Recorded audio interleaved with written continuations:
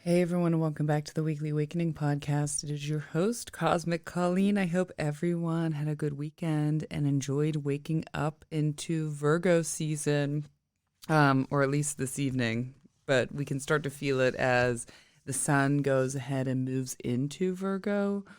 We can definitely feel it. It's 11:16, so technically I'm a little bit off. It is going to be happening in about an hour as I record this. But when planets are at the end of a sign and literally getting ready to move into the next sign, it can take on both characteristics as far as the day and what we can expect, even in our birth chart a little bit as well. Definitely that is the cusp. People always say, oh, my birthday's on the cusp. Your birthday is not on the cusp unless it's really like within that the true cusp, within that 24-hour day, within that 24-hour mark of it moving into the next sign. Sorry to go on that little cusp tangent. I know that I was getting into Virgo season when I woke up this morning and my kids wanted to clean and organize without me even asking. First of all, shout out to my older son, Abram, because he just killed it on his room. I'm like, wow, he has better folding skills than I do. So he's learning something. Not for me. Even though I have the Virgo rising, Virgo moon, I feel like my Gemini gets me. They're squaring each other. My Gemini Sun and Mercury are squaring each other. So it's like all of a sudden I wake up and I'm like, how have I been living in this like total mess? And I like wake up to everything in my surroundings. So here's to hoping he does that every week when he has a little bit more of that Saturn, so hopefully he will. But this episode, we are going to be talking about the sun entering Virgo and then tying that into Mercury in Libra. Mercury in Libra, we're going to relate a lot into that. And Saturday, we have Venus squaring Uranus retrograde. We're going to be talking about Uranus retrograde in general, and then the Venus opposite Saturn, which happens this weekend. So I think for this weekend, none of these are too major, but they definitely will be bringing some shifts into energy, or shifts in our energy. And so really quick, Virgo, it's so funny. This whole episode, all the notes I came to that got channeled to me, Mercury, which is is Virgo's host, Virgo's planet, moves into Libra, and that is the sign, as we know, of questioning everything. And as I realized, as I was taking my notes about what I want to talk about with this episode, that pretty much it's all questions.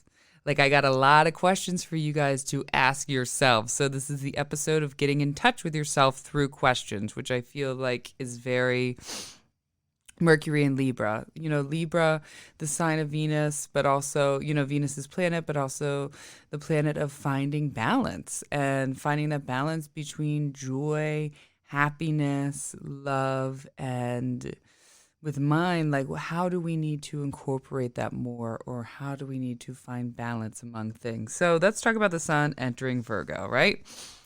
The sun enters Virgo, and so right away tomorrow, a lot of us are going to be feeling like, yes, I'm ready to get my life into order.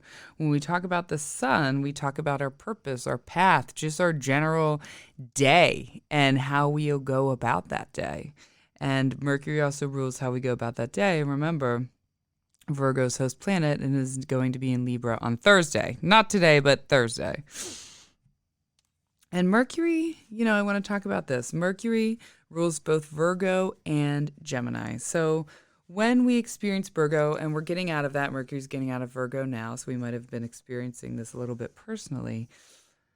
Mercury notices everything. And with Virgo, it notices everything in their immediate surroundings. It notices things off inside the room. It notices things off inside the person that's sitting on their couch or things on. It just pays attention to every tiny detail. And so sometimes it's so associated with cleaning and things like that because it's hard to function, when they're constantly paying attention to all these things that are around them. And it also is so associated, archetypally with the Virgin Mary. So there's always with Virgos, and, I do this, and a lot of people with the Virgo energy, it's always like perfecting the self, perfecting the self-esteem, perfecting the mind, perfecting the spirit. They're associated with not and being too picky, so they notice everything. Now with Geminis, they notice how things are moving about them. They notice how things, the air as well. They notice how things are moving around a little bit lighter. Things think outside, things happening around them, fun happening around them. They notice all of that. They notice the words with people and the movements with people, not necessarily the hidden things that Virgo kind of understands, if that makes sense. So all of a sudden you're waking up today and for the next month, and you're noticing how you need to get your life in order again. What is distracting you? What is distracting you from the bigger picture? What is taking you away? What is slowing down your momentum? What is slowing down your path in a way? It's going to be really obvious, and it's going to come in mental awareness. All of a sudden let's say you're out of balance in some way. All of a sudden you are going to just have the awareness of where it is, whether it's because you just don't want to do that anymore or be that anymore. You're just going to have the awareness, especially when Mercury on Thursday moves into Libra. So where do we need to find balance? And if I talked about last week's episode and the week before, I am still really living raw in this energy from Italy about what is important. And with Venus, we look at our joy, what we enjoy, love, good food, friends, having fun. And we have Mercury moving in there. So there can be one or two ways with this, right? If you are having too much fun, can we have too much fun? You're not getting anything done. You're not creating because you aren't getting serious about anything. You might say, okay, how do I need to buckle down? How do I need to work more? How do I need to create more? However, if you are someone probably like a Virgo who overworks and overdoes and is overly productive, you might say, how can I bring more joy? How can I bring more fun, love, and peace? How can I just be and not being, overly productive? I think right now we have a problem in the world, but especially in the United States, with over productivity, with our children, with ourselves, with work. Everyone around us is in the rat race and they're working 80 hours a week, 50 hours a week. Their kids are scheduled doing 100 things a week. And what are we teaching? Not only in ourselves, but what are we teaching our children? We're teaching them not to be. And I'm guilty of this me as well. And I'm trying to figure this out. But we have a serious problem with just being or associating our self-worth with doing. And that creates a problem because we weren't just born here just to do. We were born here to be, essentially. And doing is a part of it, but we have to learn to be. We have to learn to be with ourselves. We have to learn to be in silence. We have to learn to enjoy our day without feeling productive. Those are all important values. So I think a lot of that is going to come is how can you slow down and how can you just be? How can you not overschedule yourself? How can you just enjoy? Can you give yourself a weekend and instead of running your kids to 5 different things and having a bunch of schedules, can you just say, screw it, we're not doing anything, yet we'll do whatever the wind flows us? How can you, again, find that work, joy, balance, and where do you need that? I like to remind people when you're on your deathbed, what are you going to be thinking about? What are you going to be thinking about? The sun enters Virgo, and we also figure out our mental and physical health. What do I need to start doing again to get, and this is sort of like an end of Mercury moving into, moving out of Virgo into Libra. What do I need to do to get my mental and physical health aligned again? How do I need to get it sharp again? How does it match the life I'm trying to portray or the life I'm trying to grow? Because we can do that and we can grow the things we want. However, if our mental and physical health is out of whack, we won't be getting there, or it won't be easy. It won't be an easy road to get there. So how can I grow my mental and physical health? I started going back to, I go next week, my energy healer, Kathy. It's been a while. And if you guys remember, she's on my podcast, Kathy Gabrielson.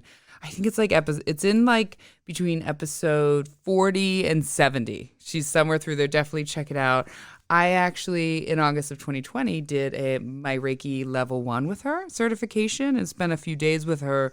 And then I had her on my podcast, and she is just, first of all, she's such an inspiration, and she's just amazing and has a great episode about her life with spirituality. And she has also she had a sudden, oh my God, not a sudden life. Why am I forgetting what's called? I want to call it a sudden life, near-death experience. And we talk about that on the episode. But nevertheless, I'm like, all of a sudden I started to get the awareness of like, okay, how do I get oiling again? How do I get my car running? I need to get my mental, physical car running. Okay, that's one of the things I need to do. I'm calling her again and getting those scheduled and getting my energy back aligned. I'm going to go back to the chiropractor, get that. I've been on, since coming back from Italy, I've been pretty good with eating better, exercising, meditating. And today I actually started a parasite cleanse. I've been watching like my friends and people throughout the years, other people I follow do these, and seeing all kinds of things, and it can't hurt, right? It's all natural substances that either way aligns the body. But, there's different parasites that some people claim to have just from eating food, not pinworm, but other things that could be affecting your gut. Look into it and make your own judgments on it. However, I started taking something called cram. And so far, so good. We'll see. I didn't see any parasites come out yet, but we will see. Things like that. I need to get my body aligned because I know I work better if my body works better. That's why you'll find, I feel like a lot of Virgos with a lot of purity, whether it be they are very healthy or they're sober or, they're constantly like, meditating, cooking, cleaning, very clean eating, again, purifying. So I'm trying to purify the body. Now, with Mercury and Libra, we're definitely going to have a harder time making a decision. That's just an automatic. I'm sorry, I love you, Libras, but they're the most indecisive people because it's always back and forth. It's sort of like, and back and forth in detail. Geminis and Virgos to a degree can go back and forth, but it's usually not that deep in detail, and they can let go of whatever they chose. Mercury and Libra really holds on to those choices and take them so deeply and personal that they just keep going back and forth, back and forth. So we might have a harder time making a decision. Here's a question. It's the episode of questions. Are we, I already talked about that. So that's tied in that. Are we leaving enough time? We're scheduling ourselves like crazy. So just that came up again in another page I wrote. So clearly you guys need to know that, or maybe I need to know that. We're going to be searching for fairness or trying to find it in other people or people that live a balanced life. We also might be having peace in a decision that we've been making throughout this whole Mercury year, the Mercury cycle as it's been going through here. We make peace with the decision. Back in the early springtime, we were starting something new and taking action. And throughout there, maybe we had to make a decision that we didn't like, and we're making peace with that decision. And again, it was a hard choice because we're really seeing, again, it's something we couldn't choose, but now we're finally being able to make a decision. And if we're living in chaos during this time, we're going to try to find solace and balance and even that out. And where we need to find balance will come through the awareness. All of a sudden, we're going to wake up one day kind of, if you listen to my podcast, I feel like I talk about it every time I wake up and I'm ready to organize my life. It's like all of a sudden something changes and you're thinking differently. Sometimes we don't realize the awareness we gain until a day later, a week later, a month later. All of a sudden, it's like, okay, I'm actually ready to change this. For some reason, my mind changed and I'm ready to change. This is also going to feel, and with the sun moving to Virgo, kind of like get her done. That's the country coming out of me. My country, that was so big in high school, the whole get her done phase, but get her done. That's the best way. It kept coming to me. Get her done. We're going to be getting stuff done. Things that been putting off that we need to get done, again, to move forward. Now, here's some questions we're going to ask. We need to get in touch because Libras, I feel, are very good with, again, balancing emotions. So they can feel something very deeply and get upset, but then they'll reflect on it. They'll take the same amount of time that they did feeling, reflecting on it. So if we feel a reaction in ourselves, right? A negative reaction, anger, jealousy, resentment. That's pause. Those are usually the ones that come up that are in the negative realm, right? Or the darker realm, anger, jealousy, resentment. Pause for a second. And the more you do this, you don't even need to pause for more than 0.seconds. You already know when you're doing something that is on that vibration once you start this. So if you're just starting it, it might take a little bit, but trust me, once you do it, you already know the minute after you said or did something that you didn't like, or you felt something, because it's about feeling. Actually, pause for a second, get in touch and say, why am I feeling like this? Is it worth feeling like this? That's what I ask myself a lot when I'm feeling certain things. Do I want to feel what's worth it? No, it's not. If I don't want to feel this way, then it's not worth it, and I need to do what I need to do to let it go. Is the feeling relevant? Or is it just being triggered by an old wound? What is really triggering you in that, right? Because the way we see things is the way we see things. Our perception, it's not theirs. So again, if you are triggered by something you see, you feel the triggers, get with yourself with it. Why? That's a deeper understanding into yourself. Why did I feel that way? Is that worth feeling that way? No, it's not worth feeling that way. So we learn to let it go. All right, so let's talk about Uranus stationing retrograde, August 24th and ends January 22nd, 2023. That is actually Abram's birthday. Oh, and he will be 9 years old, which is kind of crazy. And Uranus, it's interesting because Uranus has been in this square with Saturn since August of 2020. I'm sorry, since December of 2020 began this, or maybe it was August. I got to think. But either way, it was 2020, and we began that Saturn-Uranus dance. And neither one of them have been really too far away from the 3-degree range since then. They've had some pretty exact, meetups with the squares and then back. So they've been doing this dance since 2020. And they're going to be doing it again, and I believe again in 2023 before Saturn moves out into Pisces. It's been intense. If you can see on a worldly basis, because we'll see with Uranus, the outer planets, the collective, you can see this constant shift, this battle between old and new. The old ways of life and the old karma of life and the old thinking of life up against the really new, fast, innovative ways. And it's kind of crazy, we're stuck between this extreme, two ends of the extreme of people that are holding on, and the extreme of people who want new and want it fast, which is, again, if you can see, that's very Uranus, Saturn, chaos going back and forth and shaking things up. For some of us, depending, especially if this are happening in angular houses, might be a bigger story that we've been watching play out. So look between the Aquarius and Taurus houses. Look, there's a bigger story that's been playing out for you guys in those houses.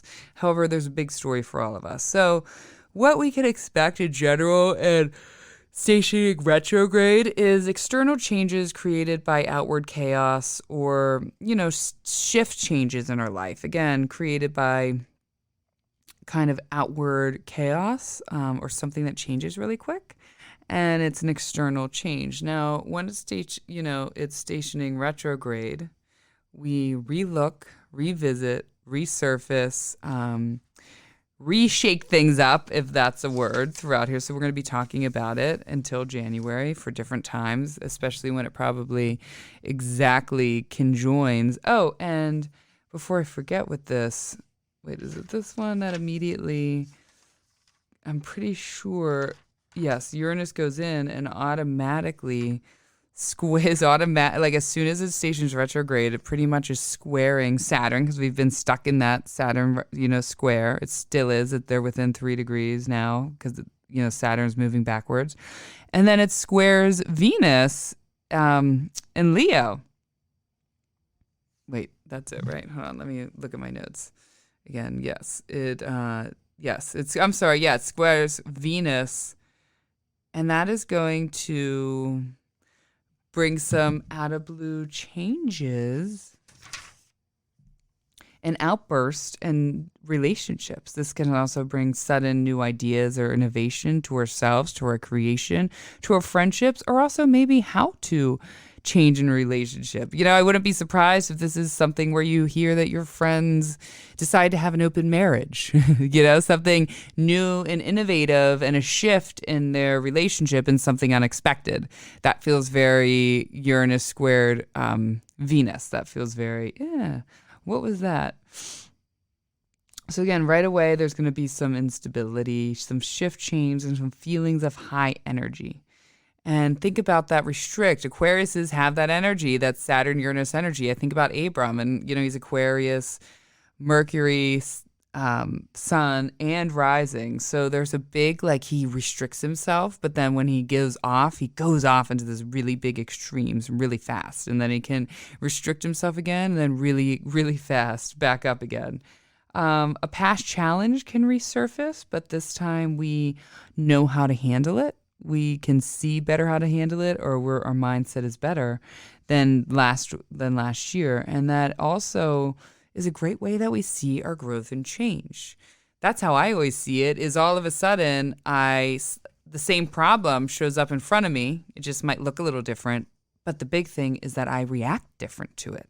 I react totally different and not in my old patterns or ways. And that is the way we see ourselves that changes. And that feels good every time. That's why changing, it becomes addictive. It became addictive to me a long time ago, is that feels good. When you see that positive change and you did it and you're not acting out in something, that is a huge confidence booster. It really is. A lot of growth and change. And again, we could be fighting between the old ways and the new. This also, so that came with me, is really having to have an identity change, right? People all of a sudden feel hey, I want to change. I want to be something else, or, having trouble letting go, especially with the square to Saturn, letting go of who they thought they were, letting go of parts of themselves, letting go. They're having a very hard time doing that. I imagine that, or feeling like I'm ready to rebel against this new identity, or maybe you aren't being yourself and you haven't been yourself with family, friends, lovers, and now you're having these outbursts that make you want to, hey, this is who I am, world. I'm coming in loud and proud. That feels very what can happen with this. And again, all of a sudden, there's shifts in responsibility, especially with the square to Saturn. That's been a big theme this whole time, is that something happens all of a sudden and you have to take swift and, decisive decision, and it usually leads to a lot of responsibility. So out of the blue responsibility, or maybe a past responsibility, is resurfacing out of nowhere, and bringing an old idea to life again is definitely something that comes up with this. Now, this weekend, we have the Sun opposite Venus. No, I'm sorry, we have Venus opposite Saturn. So this is definitely a transit where we'll see breakups, or definitely fights that with friends or family that bring long pauses. Maybe it's a temporary breakup, but it's not like when we have ones in the mutable signs where maybe 2 days later or a week later you guys are made up. This might bring long pauses, like a half a year or a year, just very long, strung out Saturn pauses. Feeling down about yourself, feeling like you don't know, even as simple as feeling like you don't know what to wear, how to dress, how to act, feeling very blah. I wouldn't suggest Sunday, Monday doing hair, or changing something to your aesthetic, maybe even Tuesday, because you just might not like the way that looks. We're also going to have some ego fights, death to the ego in some sort of way. We could have that. Remember, it all depends how this is all working in your life personally.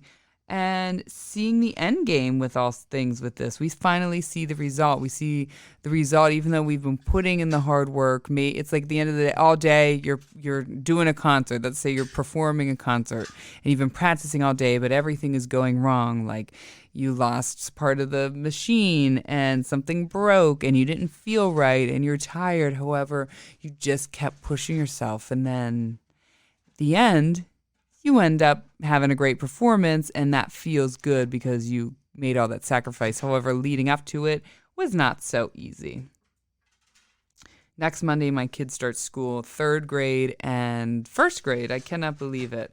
I wonder how they're going to be because Monday we're definitely going to feel Saturn opposite Venus. So I'm curious with the kids if everyone's going to feel a little bit lethargic, moving slow, or even having some fights. I'll be interested with my older son Abram. Probably talk about it because this is happening in his first house with Saturn. Happening there. So I'm curious how that'll play out. I'll let you guys know next week. Hopefully, it's a great first day of school. I really, really hope. And, you always got to set those intentions too. Life is a funny dance between free will and divine destiny, and I don't think we figure it out until the next one. But thank you, everyone. I hope you had a good week. Again, nothing too major this week. It should be some quiet storms, some easy paces, nothing too big. But I hope you guys have a great week. Thank you. Love you all.